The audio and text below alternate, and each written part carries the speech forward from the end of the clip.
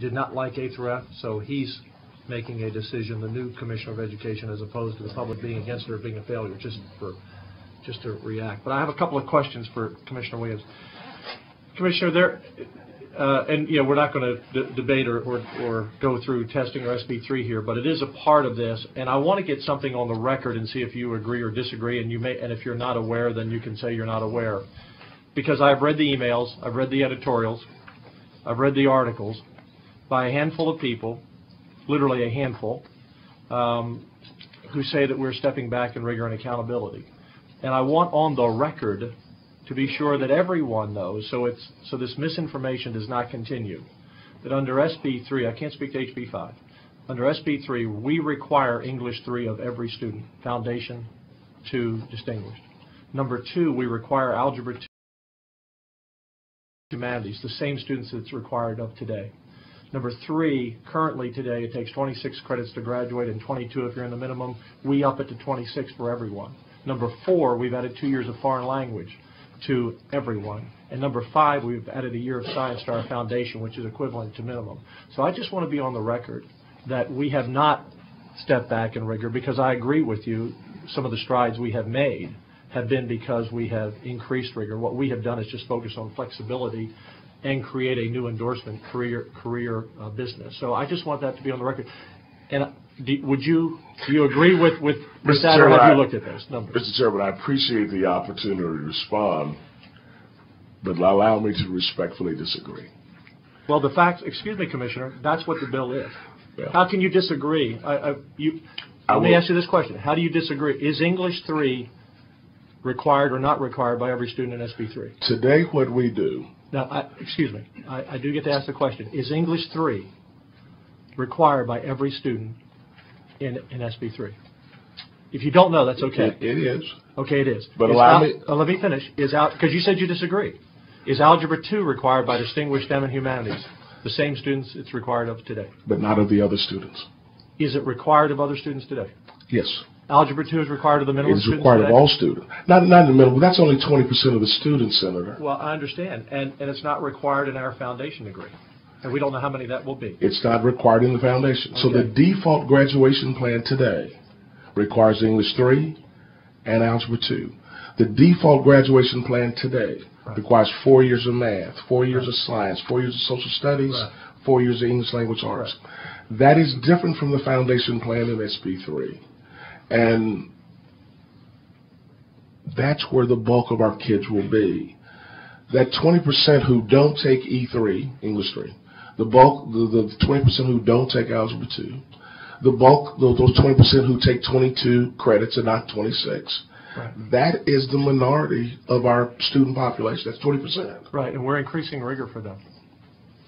We're requiring English 3. But the default plan, I think when someone says that we're reducing rigor, we're looking at what happens, Senator, Mr. Chairman, quite frankly, and what happens in the default plan, where kids are going to start and where they're going to be at the beginning of their high school careers. Well, one of the things that you may or may not be aware of is that, and we will have an amendment from Senator Vanderpute whenever we bring the bill to the floor, or whether we put our bill on HB5, that will have every student go in with an endorsement, and parents will have to sign a letter, as they do now, to step out of one of those endorsements. But under your, so that will... If I could, I am advised that there is likely to be an amendment, and at the time that amendment is introduced and passed, I look forward to amending my opinion. Okay, so that's a game changer.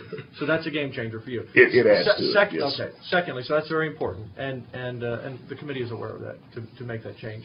Number 2, but I did want to get on the record, because this mantra that we're stepping back in rigor is not correct.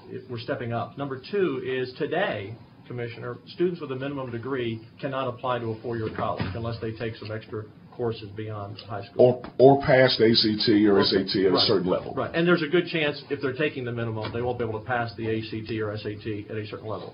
So one of the other things that we want to do on this committee is we don't want to deny a student the opportunity to apply. It doesn't guarantee him acceptance. And I don't want to assume anything. Would you agree that no student should be denied the opportunity to apply to a 4-year school. Obviously, they have to have the right SAT or ACT or meet the requirements of that school. But would you agree that we should no longer deny a student the opportunity to at least apply? Mr. Chairman, I will accept the premise that we want to put youngsters in a position where they can apply to go to a 2 or 4-year institution. I think it's also extremely important that we put them in a position that they can succeed when they get there. And in order to succeed when they get there, it becomes extremely important for us to look at those indicators of success. And that happens to be English 3 and Algebra 2, which those indicators of success. And to follow up on that, again, all of our students, Commissioner, are taking English 3. I don't know how many times I have to say this. All of our students are taking English 3. Now, I want to ask you, if you are advised, I'm advised by many college presidents that I speak to, and Senator Seliger spoke to this earlier about not looking at STAR testing Algebra 2 or English 3. Look at ACT and SAT. But I'm advised that our colleges are moving away from requiring Algebra 2 of any student that's not in a STEM program. Are you advised of that? I have heard that. I cannot say I've heard that uniformly. Okay, but have you heard that our colleges, our 4-year and 2-year universities are moving away from Algebra 2? So if our colleges and universities, 2 and 4-year, are moving away from Algebra 2, and this is going to be part of this, and look, obviously I support the A through F. You and I are on the same page on most of what you're doing.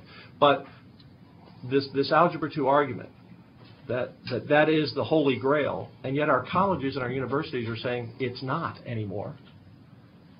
When you talk about the connection, 3 through 12 and on to college, it seems to me that the best recommendation might be. So you have heard that as I have.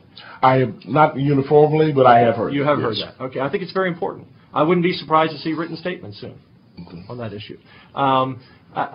Would you agree that it might be wise, as an interim study, as a recommendation to the Lieutenant Governor and to, I can't speak for the House, they speak for themselves, that we have an interim study during this next 2-year period to look at Algebra 2 and the number of colleges it required, the number of degrees it required, and it's important because that seems to be the battle line that will impact A through F and impact your index and impact everything we're talking about this session over one course. More data, more evidence, more information about what's important and what the linkage is and what the linchpin is about success in college is extremely advisable. So there is no way that I would disagree with the advisability of because I think we could really look at. And the last question on your indexes, and I am proud of what we've accomplished in Texas as well. We're doing a lot of good things, but we have a lot of struggling students. We still have a 20% dropout rate, 20% with a minimum that aren't really prepared to go to work on Monday, as you said earlier, and I agree with you. When I look at our STAR test, which this will be a part of, with all of our accomplishments, we still only had 81% getting 37 right out of 100. We have if this, and I'm doing this from memory, but if I recall, and this may not include the last retake, we had 62,000 fail Algebra 1, 90,000 fail Writing 1, 60,000 fail Reading 1, 29,000 fail Biology 1, and 90,000 fail Geography. How do you explain that? Well, I think part of it is it not a combination of factors?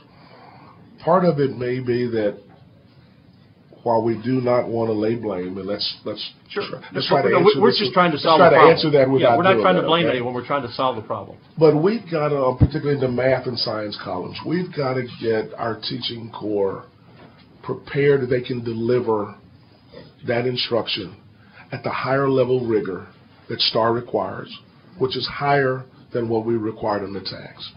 And that's why you've been providing additional dollars for professional development, while we've been meeting out those dollars so we can get our teaching corps at that level. We've also, quite frankly, have to make sure that the system sort of can catch up because we increase rigor. And just as when we began tax, we had fairly high or uncomfortable failure rates at the beginning of tax. But as the system, as we went through that process over the years, the system caught up. We knew what the level of rigor was, and we were teaching to that level of rigor, and students were testing to that level of rigor. So I think there's a combination of things. We've got to get teachers better prepared. We've got to get the system more adjusted. And we're going to, over time, I think we will see a greater sense of success. Let's just remember, we've only been in the STAR 1 year. 1 year. And that's why, I don't mean it flippantly, but I have said this on a number of occasions.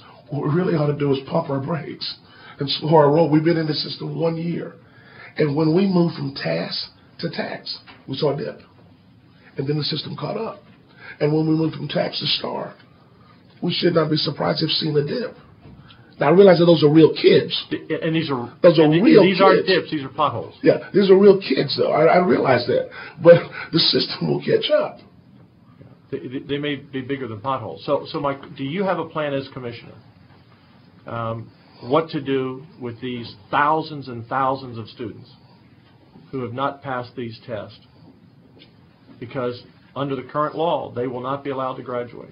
Well, and it's hard for me to conceive if we didn't take out Algebra 2, and I keep coming back to this holy grail of a course that no one seems now even in college to focus on as much. If we have students who are only getting 37 on Algebra 1, even if they retake and pass, how in the heck are we going to get these kids to pass Algebra 2 in time to graduate? I mean, I'm concerned, Commissioner, that we're going to see our dropout rate skyrocket. So what is your plan? Because I've talked to our committee members about what is your plan to do about the thousands today who would not be allowed to graduate? Is there a plan? We have to do what we have always contemplated, is that we're going to provide them with remediation opportunities and accelerated instruction. Hold on. I knew you were going to. I started to say before you. I started to say. I'll yield my time to Senator West. So, what type of remediation are we talking about? Are we talking about online only, and will additional resources? Senator, we're not doing online only. Online is the thing that has given us the ability to accelerate our remediation, but we still provide teacher to student face-to-face in the classroom remediation in 3 through 8 as well as 9 through 12. The online piece is a thing that allows us to provide enhanced remediation, particularly in 3 through 8. Under the Student Success Initiative language, there's supposed to be a student-teacher ratio of 10 to 1? Is that being carried out, or are districts asking for waivers? We're not seeing significant requests for waivers, so we're not. So do we know whether we're not seeing that. So it is being carried out at 10 yes. to 1. Yeah, they're not asking for waivers. And so, in response to Chairman Patrick's question, the resources are there. You, as the commissioner, would certify there's sufficient resources, regardless of the grade, for students to receive the necessary remediation in order to be successful on these tests. Now, on the record. Senator, I actually signed the memo yesterday that says that the resources are there under SSI to provide adequate remediation to our students. That's 3 through 8. What about 9 and 10? Well, the law doesn't require me to certify as 9 through 12. But that's the very reason I'm asking you right now. It is, campuses and districts are providing that remediation so that we don't have to worry about the concern that the chairman raised, that we're going to have thousands and thousands of youngsters who won't be able to graduate. So campuses are providing that remediation. And districts. And they have the resources to And they have the resources, some of their own and some from you, the state. Commissioner, I want to be respectful of your time. You said you had to leave at 9:30. Last question for you. If you do not know this information, would you get this information on the committee? I would like for you to inquire of Pearson how many millions of tests they give a year nationally. And here's the reason for my question.